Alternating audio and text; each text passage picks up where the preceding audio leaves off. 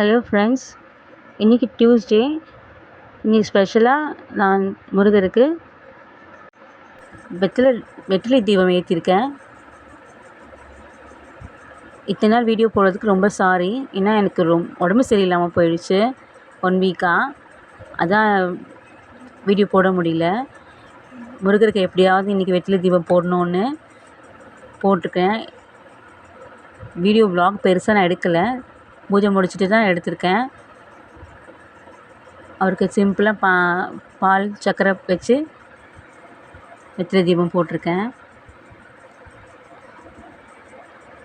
Murugar subscribe பண்ணுங்கள், share பண்ணுங்கள். பாய். Friends.